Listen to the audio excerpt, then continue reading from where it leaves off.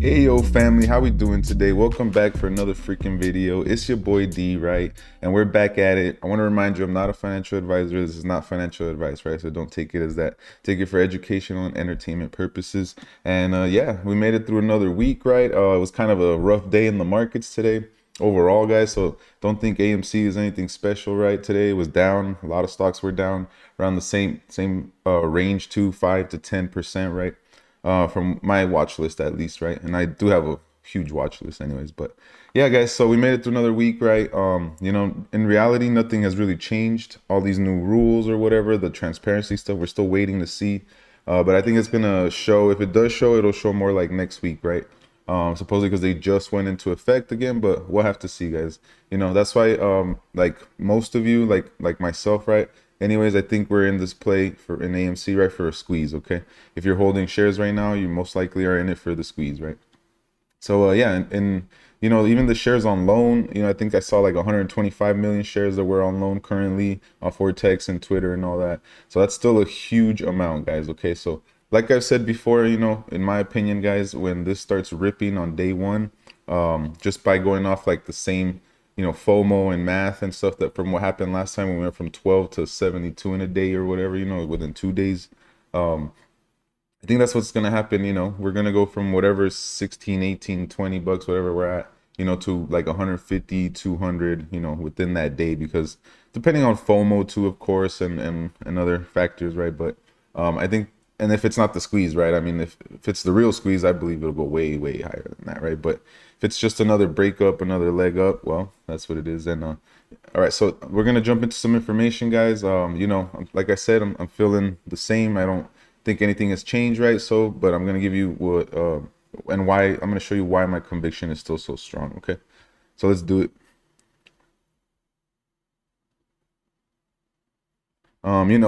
Something I want to point out here, and don't get too excited because it doesn't really. Let me put my phone on silent. Sorry, it doesn't really prove anything, but when there is this stuff going on, right, it just strengthens my conviction. But as you can see here, this says $50,000, right? Somebody, I don't know who, I don't know if it's a retail or an institution, but they were trying to sell a share last night.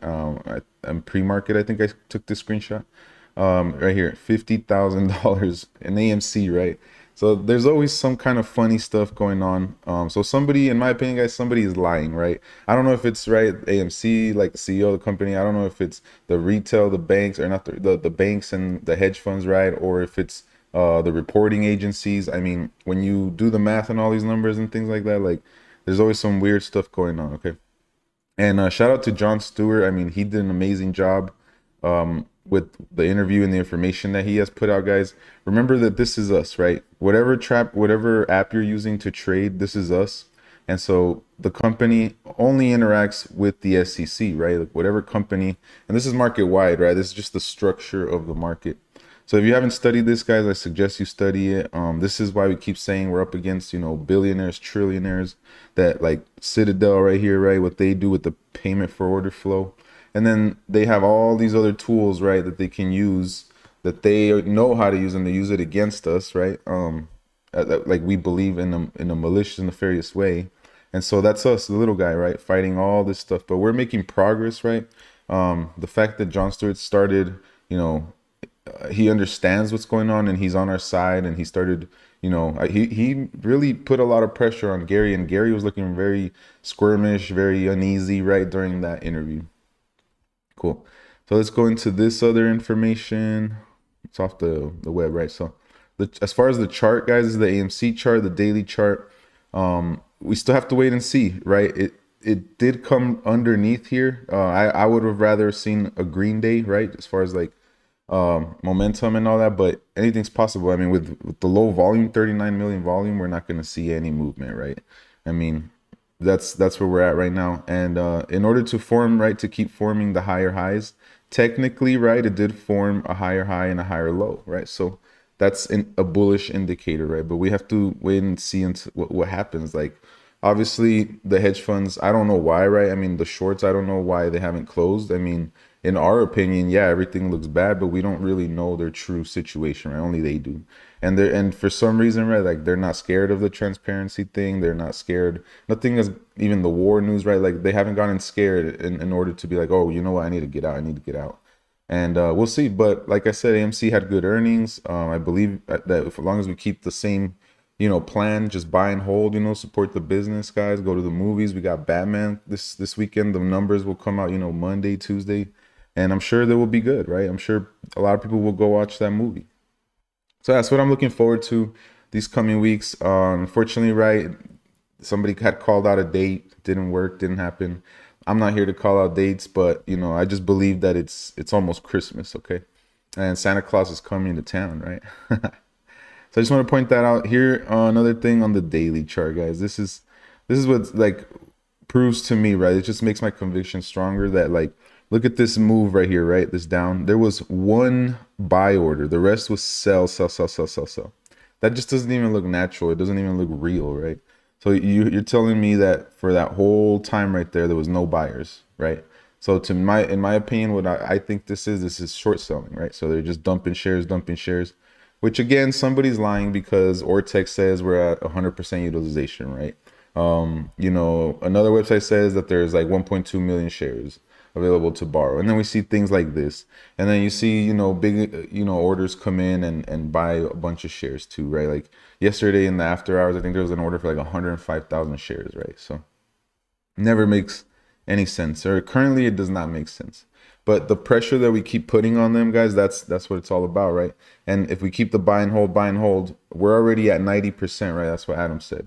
So by next earnings, guys, if we keep buying and buying and buying, what he's going to say, oh, retail owns 100% of the shares, right? I mean, there's only supposed to be 10% left to do all this with, right? Which doesn't make sense. I mean, we were hitting 19, 20, at the beginning of the week, I believe. Yeah, we were at 18, 19. So it doesn't make any sense. So that's why I know that something is up, right? There's something that is not right there with all that information. We're gonna look at the SPY. I mean, it's it's not looking good.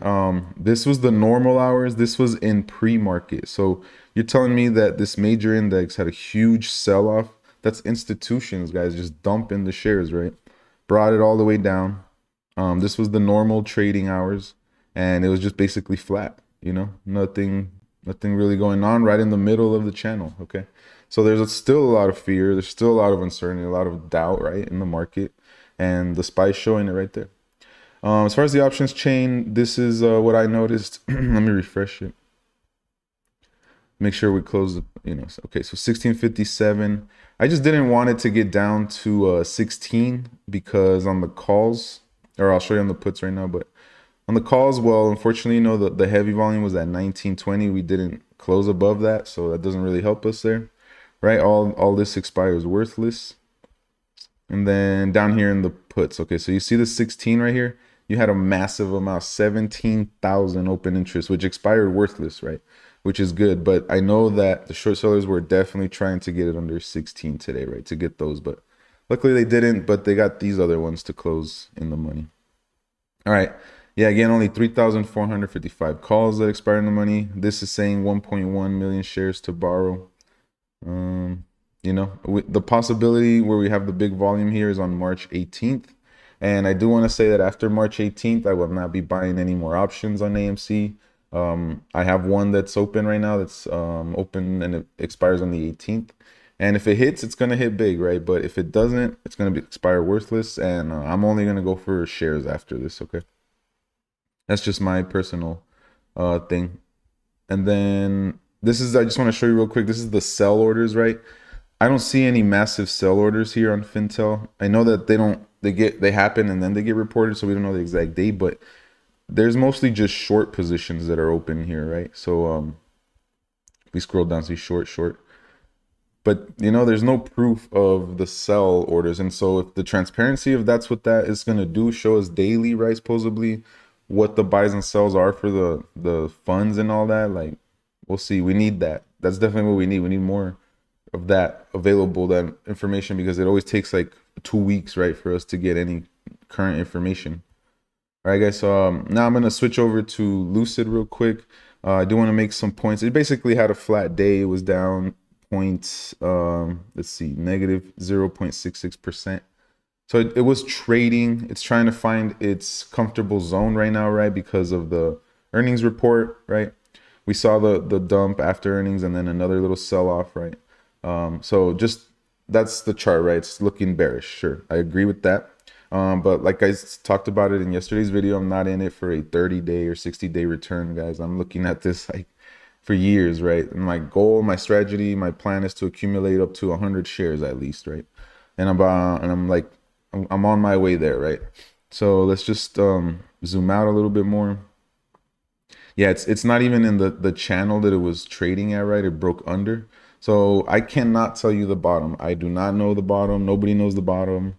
We have to wait and see. It's trying to consolidate right now, okay? But it's already dipped to 21, and you can see a huge buying rally happen there at 21, right? So that's a positive thing to keep it above the psychological $20 level. And I'm not gonna spend too much time on the chart here. I'm a bullish person, right, when it comes to Lucid.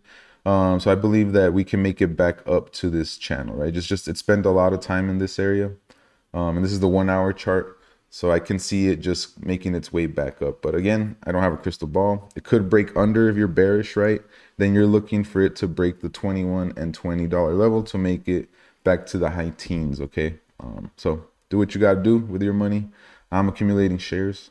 And then I'm gonna go over this article. I normally don't really, like the Motley Fool, and it's funny because they put out 7 things that are wrong with Lucid, and then they put 5 things that are good for Lucid, right? So, but I'm gonna go over the good one here. So, the price has tumbled about 13% since March 1st in the response of the earnings report, right?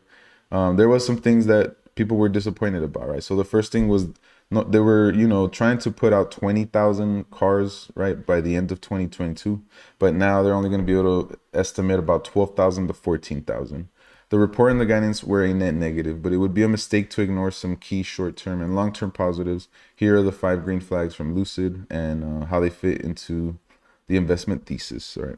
So growing reservations, that's a positive, right? So they used to have 17,000 back in November, right? I believe I mentioned that in the past videos. And then now we're looking about 25,000 reservations across its pure line of electric sedans, a 47% increase, right?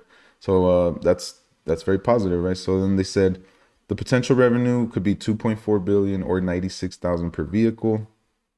And then the Lucid Air Pure goes for around 77,000, right?